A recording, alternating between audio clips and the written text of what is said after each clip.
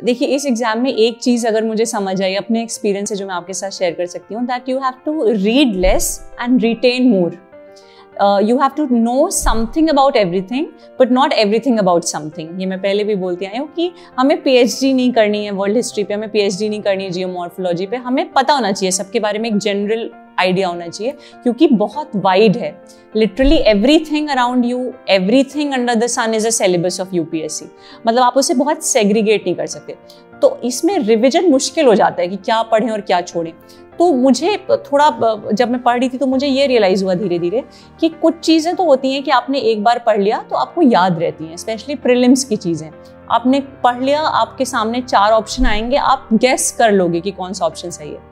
कुछ चीज़ें होती हैं ट्रू, एकदम जिसे कहते हैं रोट लर्निंग, फैक्ट्स. आपको पता है कि कौन सा वॉर कब है, क्रोनोलॉजी कब है, या जैसे एनवायरनमेंट में बहुत फैक्ट्स होते हैं, कौन सा कॉन्फ्रेंस कब हुआ, COP इतने सारे हुए हैं, कहाँ हुए हैं.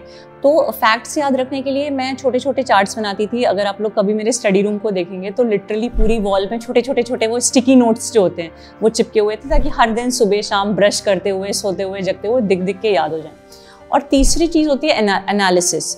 जैसे आपने न्यूज़पेपर में चीज़ें पढ़ी, अभी यूक्रेन रशिया इश्यूज चल रहे हैं, तो एनालिसिस में बहुत ज़्यादा याद नहीं रखना है, इशू को समझना है कि यूक्रेन रशिया की कब से हिस्ट्री शुरू हुई, क्रीमिया बीच में कहाँ से आया, क्या क्या चीज़ें हुई.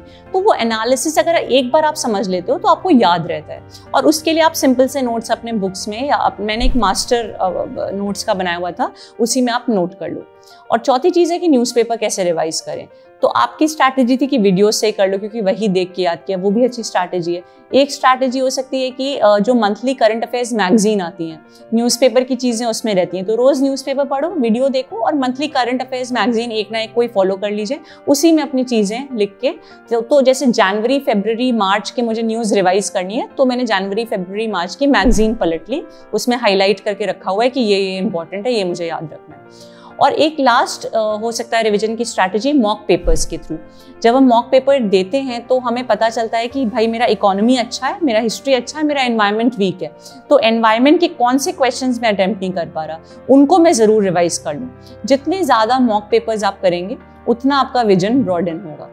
और बुक्स रिवाइज करने का बेस्ट तरीका, जैसे आपने भी बताया खुशी, कि बुक्स में ही हाईलाइट कर लो, वहीं पे पेज चिपका के वहीं पे लिख लो. तो फॉर एग्जांपल अगर मान लीजिए मैं ज्योग्राफी की कोई थ्योरी पढ़ रही हूँ, बुक में एग्रीकल्चरल थ्योरी कोई मैंने पढ़ा, और मैंने न्यूज़पेपर में आज हिंदू में पढ़ा कि अच्छा उस एग्रीकल्चरल थ्योरी से रिलेटेड ये न्यूज़ है, तो उसी चैप्टर को खोल के कागज़ लगाया और वहीं पे लिख लिया. क्योंकि जब आप आंसर लिखोगे तो बहुत ज़रूरी है कि स्टैटिक के साथ करंट लिंक करो. मतलब सिर्फ स्टैटिक लिख के मत छोड़ दो, कंटेम्प्रेरी से लिंक करो, डायग्राम्स बनाओ, माइंड मैप्स बनाओ. तो ये आपके आंसर्स को यूनिक बनाएगा. तो ये एक तरह से मेरी स्ट्रैटेजी थी.